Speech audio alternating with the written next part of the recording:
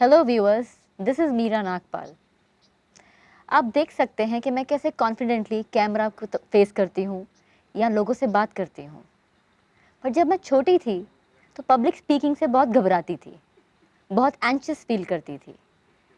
तो हमारे साथ हैं doctor Ishant, who is a mental health professional. उनसे पूछते हैं कि ये एंजाइटी जो है हमारी लाइफ में डे टू डे में कैसे अफेक्ट करती है। हेलो मीरा।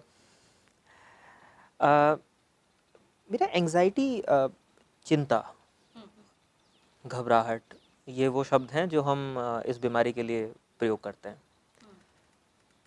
एक बहुत ही कॉमन समस्या है जो हर इंसान अपने जीवन में महसूस करता है हाँ जी। और आपको कहते हुए मिलेगा कि आज मुझे बहुत एंजाइटी है। हम हर जगह पे किसी चीज़ को करने में, किसी चीज़ को फेस करने में, किसी इंटरव्यू को फेस करने में, कभी किसी व्यक्ति से बात करते हुए हमें इस तरह की घबराहट महसूस होती है। ये एक तरह की भावनात्मक प्रक्रिया है। भावनात्मक रूप से जब इमोशंस आते हैं तो व्यक्ति ऐसा फील कर सकता है। मगर जब हम एंजाइटी बीमारी की बात करते हैं तो वो एक बहुत ही समझने वाली और एक सीरियस मानसिक समस्या है। अब जब हम कहते हैं मानसिक समस्या, तो कोई भी चीज़, कोई भी भावनात्मक प्रक्रिया हमारे जीवन के जो हिस्से हैं उन पे असर डालना शुरू करते हैं। जैसे मेरी घबराहट की वजह से अगर मेरी ज़िंदगी में मेरा काम, मेरे रिश्ते प्रभावित होने लगे, तो फिर मुझे लगेगा कि अब ये चीज़ जो है दिक्कत बन रही है मेरे लिए। तो एंग्जाइटी एक इतना कॉमन लक्षण हो गया है, एक ऐसी बीमारी हो गई है कि 28.9 28.9 लोगों के अंदर एंग्जाइटी पाई जाती है। यानी कि 28 से 29 लोग अपने जीवन में घबराहट का शिकार होते हैं। तो जब मुझे महसूस होगा कि भाई मेरे जीवन में अब ये एक परेशानी बन रही है, मैं चिंता की वजह से, मैं एंग्जाइटी की वजह से कुछ जरूरी काम नहीं कर पा रहा हूँ, ये वो समय है जब मुझे इसके ऊपर ध्यान देना पड़ेगा। डॉक्टर साहब, ये कैसे पता चलता है कि अब जो एंजाइटी है वो एक नॉर्मल प्रॉब्लम ना रह के एक बीमारी में कन्वर्ट हो रही है और मेरी डे टू डे लाइफ के साथ इंटरफेयर कर रही है? शरीर और मन, ये दो हिस्से हैं जो जीवन को आगे चलाते हैं। शरीर ठीक रहे तो हम काम कर पाते हैं, मन ठीक रहे तो हम काम कर पाते हैं। एंजाइटी हमारे इन दो हिस्सों पे धावा बोलती है। तो व्यक्ति को पता चलता है कि अब उसका शरीर कुछ खास परिस्थितियों में वैसा बिहेव नहीं करता जैसा पहले करता था। यानी कि शारीरिक तौर पर हम कुछ लक्षणों को पाएंगे।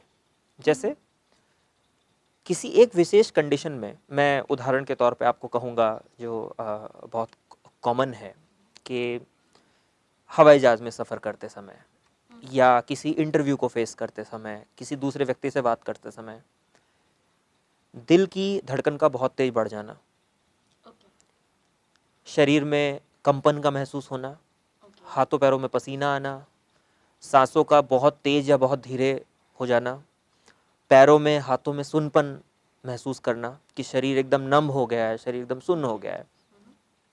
इसके अलावा चक्कर से आना कि डिजी, मैं बहुत अनकंफर्टेबल हूँ, इस तरह का जो लक्षण है वो महसूस करना।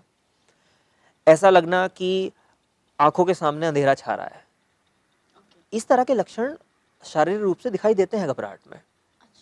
ये लक्षण थोड़े से ज़्यादा के तौर पे माइल्ड टू सीवियर हो सकते हैं आपकी बीमारी की परिस्थिति के अनुसार। लेकिन इसके अलावा मनोवैज्ञानिक रूप से बहुत सारे परिवर्तन महसूस होते हैं। व्यक्ति को लगता है कि मैं जीवन में कुछ कर नहीं पाऊंगा, ये काम अच्छे से हो नहीं पाएगा, मैं तो इस काम को बिल्कुल बिगाड़ दूंगा। उसका ध्यान लगना बहुत कम हो जाता है।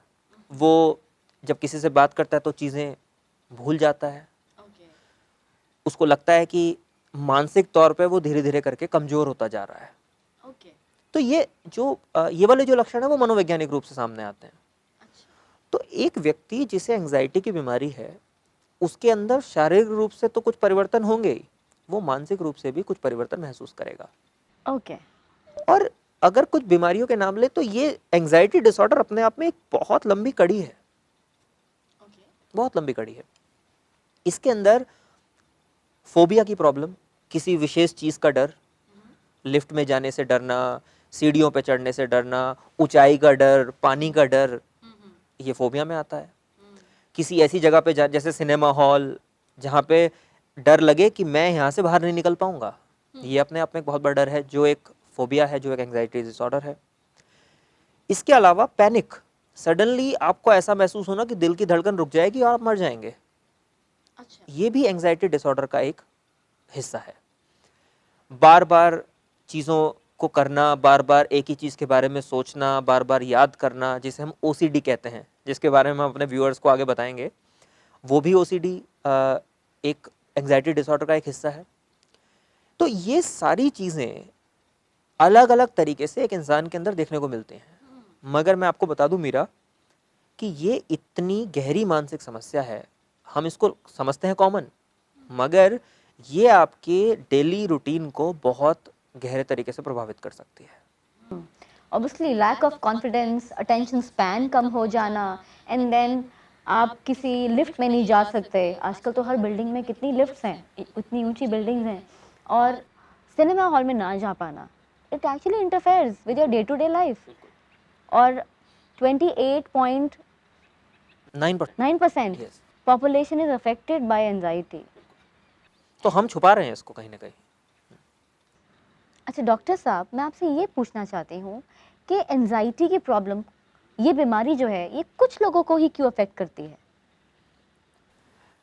मेरा इसका उत्तर हमें मिलेगा जब हम ये समझेंगे कि किन कारणों से ये बीमारी हो रही है। तो वो कारण है, वो जैविक यानी कि बायोलॉजिकल भी हो सकते हैं, वो मनोवैज्ञानिक भी हो सकते हैं, वो सामाजिक भी हो सकते हैं, और इन तीनों चीज़ों का मिश्रण भी हो सकता है।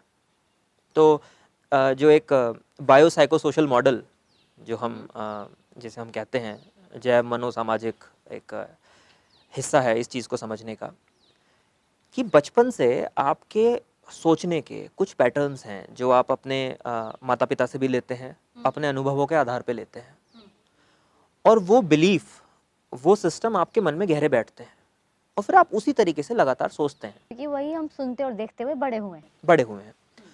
तो आप उन्हें सुनते हैं, आपका मस्तिष्क उन्हें ग्रहण करता है, और फिर आपके व्यवहार में वो चीज़ें दिखनी शुरू हो जाती हैं। तो एक ये हिस्सा है। इसके अलावा मस्तिष्क में होने वाले परिवर्तन, आज रिसर्चेज ये कहती हैं कि आपके सोचने समझने की जो स्थिति है, जो तरीके हैं ना, वो आपके मन में, जो आपका दिमाग है, उसमें केमिकल बैलेंसेस को रेगुलेट करती है। लोगों को देखा गया है कि जब कोई व्यक्ति मनोवैज्ञानिक काउंसलिंग में, मनोवैज्ञानिक इलाज में आता है, तो उसके मन के जो केमिकल्स हैं, उसके दिमाग के जो केमिकल्स हैं, उनमें परिवर्तन देखा गया है। तो सतत रूप से होने वाले, निरंतर रूप से होने वाले जो परिवर्तन हैं, ये भी एंजाइटी में एक बड़ा रोल प्ले करते हैं। इसके अलावा स्ट्रेसर्स की अपनी भूमिका है कि आप जीवन में कोई एक ट्रॉमेटिक एक्सपीरियंस से गुजरें, कोई आपको ऐसा अनुभव हो जब आपने जीवन में बहुत अधिक एंजाइटी को फेस किया हो, तो उससे रिलेटेड जो आपके अनुभव थे, उससे संबंधित जो आपके मस्तिष्क की प्रक्रियाएं थीं, वो भी इसके ऊपर असर डालते हैं। तो ये तीनों चीज़ें मिलके ही अपने आप में एक आपके अंदर एक दूसरा इंसान, एक अलग हिस्सा पैदा करती हैं जो एंशियस रहता है। तो जैसे आप कह रहे थे कि अगर चिंतित रहेंगे सारा टाइम, फिर काम कैसे करेंगे? बिल्कुल। तो जिस तरीके से ये चीज़ें पैदा होती हैं, वैसा सही हम ट्रीटमेंट की तरफ भी ध्यान देते हैं। तो हमारी सोच पर भी बहुत निर्भर करता है। मैं ये कहूँगा कि हमारी सोच पे ये निर्भर करता है, मगर सिर्फ सोच पे निर्भर करता है ऐसा नहीं है, ठीक है। क्योंकि इसको हम गलत तरीके से ले जाते हैं मीरा। क्योंकि हमारी आदत है आसान चीज़ें पिक करने की, है ना, सामाजिक रूप से, कि हमें एक लाइन मिल जाए, उसका सहारा हम ले लें। तो सब कुछ सोच पे डिपेंड करता है, सोच पे आधारित हैं चीज़ें, पर सिर्फ सोच पे हैं ऐसा नहीं है। तो क्या इस बीमारी को डील करने के लिए या ट्रीट करने के लिए मेडिसिन हैं, और क्या माइंड प्लस ट्रीट इस बीमारी को डील करता है? देखिए, मेडिसिन एक बहुत बड़ी आवश्यकता है इस बीमारी में, क्योंकि अगर आप अभी चिंतित होंगी, जैसे आप मुझसे अभी बात कर रही हैं, अगर आप चिंतित होंगी तो आप मैं आपको कुछ भी समझाने की कोशिश करूँगा, आप समझ नहीं पाएँगी। आपके मस्तिष्क का, आपके शरीर का, आपके अपीयरेंस का एक सामान्य स्तर पे आना ज़रूरी है, मेरी बात को समझने के लिए। तो दवाइयाँ जो हैं आपको सामान्य स्तर पे लेके आती हैं। अच्छा। तो पहले वो आपको, अगर आप चिंता के इस स्तर पे हैं, तो आपको धीरे-धीरे करके नीचे लाती हैं और फिर यहाँ पे मनोवैज्ञानिक परामर्श, जो मनोवैज्ञानिक उपचार है, उसका रोल प्ले होता है। अच्छा। तो आप दवाइयाँ लेते हैं, उसके साथ-साथ आप अपने सोचने समझने की जो प्रक्रिया है, उसमें बदलाव लाते हैं। फिर जिस तरीके से आप व्यवहार करते हैं, उसमें आप बदलाव लाते हैं। ये तीनों चीज़ें मिलके आपको दिखाती हैं कि आपकी एंग्ज़ायटी में भी धीरे-धीरे करके परिवर्तन आ जाता है। तो ऐसा देखा गया है कि एक बहुत बड़ा प्रतिशत है, एक बहुत बड़ा हिस्सा है इस बीमारी का, जो इस इलाज के ज़रिए ठीक हो सकता है। 70 से 80% मरीज़ जो हैं, वो इस इलाज से अपना जो नॉर्मल जीवन था उनका, उस पे वापस लौट आते हैं। अच्छा। इतना बड़ा है हिस्सा। ओके। तो मैं ये कहूँगा कि 30% लोग अगर बीमार होते हैं, तो वो 30% लोग 70 से 80% अपने जीवन में वापस लौट सकते हैं। ओके, ठीक है।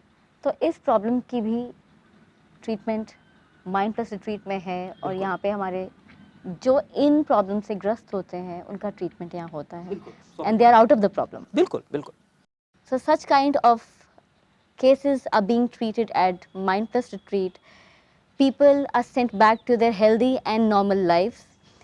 तो एनजाइटी रिलेटेड प्रॉब्लम्स भी माइंड प्लस रिट्रीट में ट्रीट होती हैं और फिर लोग वापस अपनी नॉर्मल ज़िंदगी में खुशी खुशी जाते हैं। तो आज हमने बात करी एनजाइटी के बारे में, जिससे 28.8% ऑफ पॉपुलेशन अफेक्टेड है।